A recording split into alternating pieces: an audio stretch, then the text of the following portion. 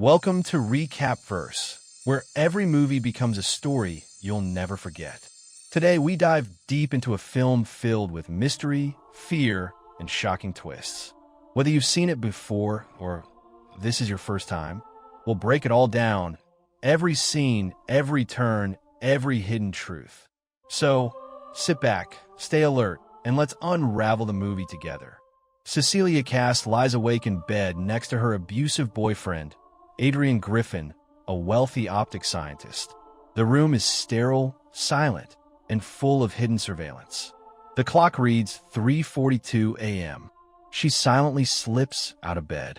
Cecilia's escape is meticulous. Every movement is planned. She disables security cameras, gathers her hidden bag from a vent, and drugs Adrian's drink with diazepam to ensure he stays asleep.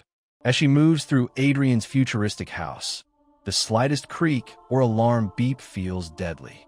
She steps over pressure plates, carefully navigates hallways, and deactivates the alarm in the lab. Adrian's obsession with control is visible everywhere. Suddenly in the garage, a loud bark shatters the silence. It's Zeus, Adrian's dog.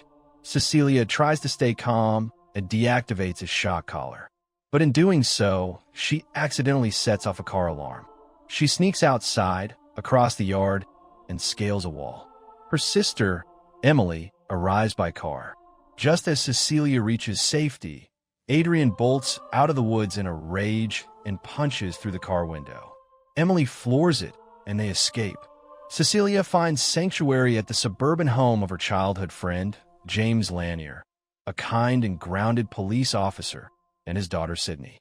Cecilia is jittery, afraid to step outside. She checks doors repeatedly. Adrian's abuse still haunts her. 2 weeks pass. She doesn't go outside, doesn't use her real name, and lives in fear that Adrian will find her. Then Emily returns with shocking news. Adrian is dead. He slit his wrists in his lab. Cecilia is numb, but slowly begins to believe she's free.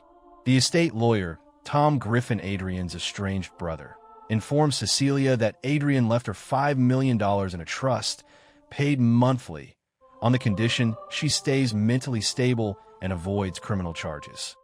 But there's one catch. She must remain mentally stable. If she's deemed mentally unfit or commits a crime, the trust is void. Cecilia hesitantly accepts. Back at James' house, she starts to feel a slight breeze of freedom, buying supplies, supporting Sydney's future, even joking around. But she can't shake the feeling that something is off. Not long after, odd things start happening. Cecilia senses something watching her. She hears noises, doors creak open on their own. A stove burner turns on by itself. She chalks it up to trauma and paranoia, but something's clearly wrong. During a job interview, she faints.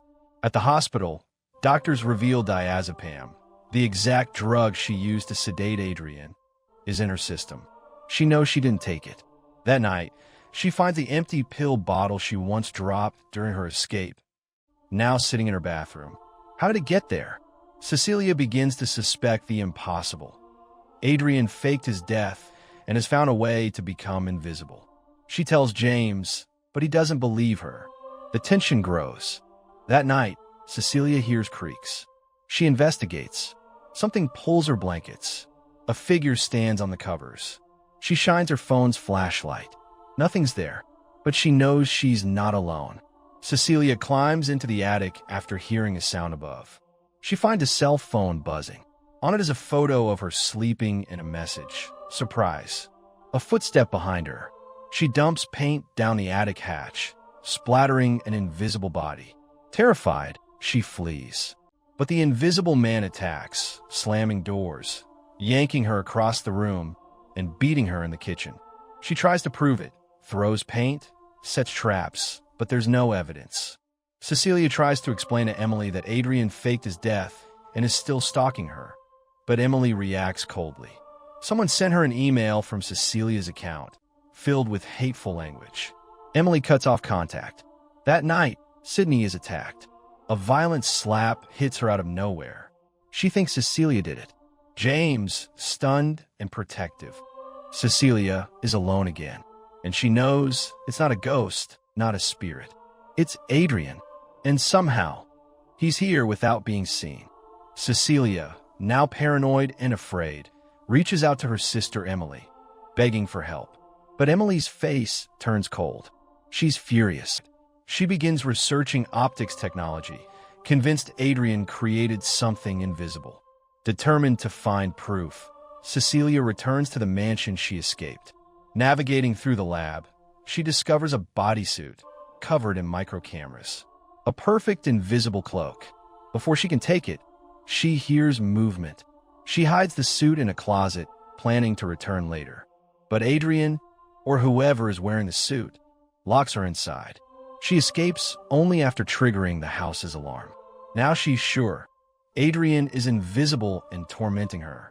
Cecilia pleads with Emily to meet her in public, a crowded restaurant, thinking it's the only place Adrian won't follow.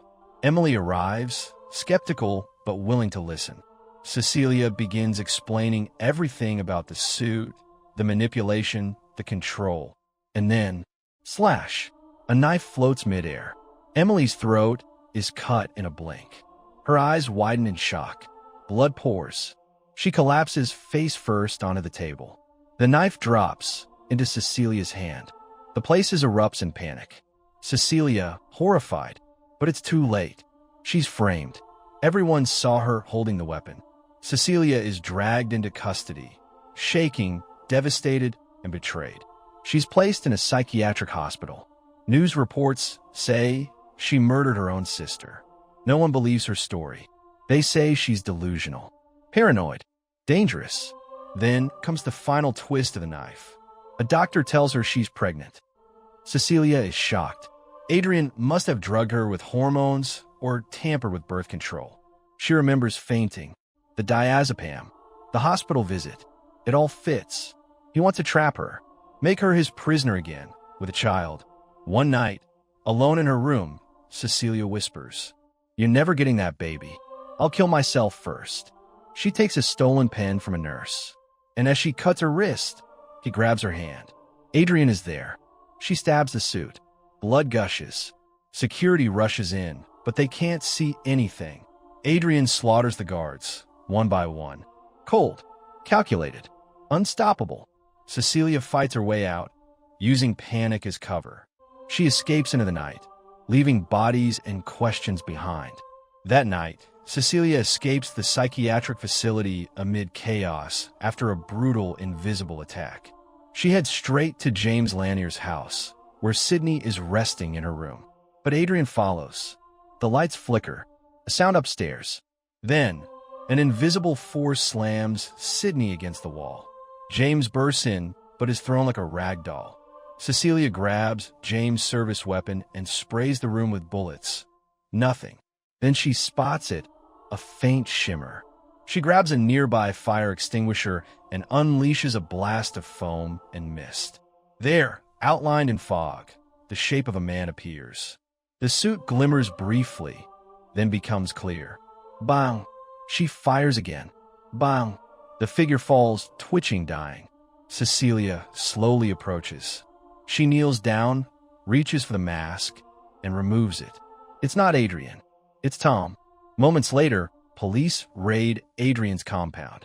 They find him locked behind a fake wall in his basement, tied up and playing the victim. He claims Tom kidnapped him and framed everything. But Cecilia knows better.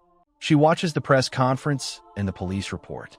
Something in Adrian's calm, controlled voice. It's too perfect. Later, Cecilia arranges a private dinner with Adrian, wired with a hidden microphone, under police supervision. They sit across from each other, the table elegantly set, tension thick in the air. Adrian apologizes, says all he wants is her forgiveness. He hints that everything was orchestrated, but never confesses. Cecilia tries to draw it out of him. Just say it. Say what you did. Then I'll come back. We'll have the baby together. But Adrian only smiles. Then, she excuses herself to the bathroom. Moments later, on the security camera, Adrian jerks forward violently.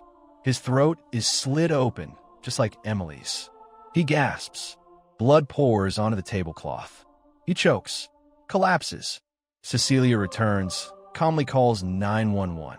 Cecilia, emotionless. He slit his throat.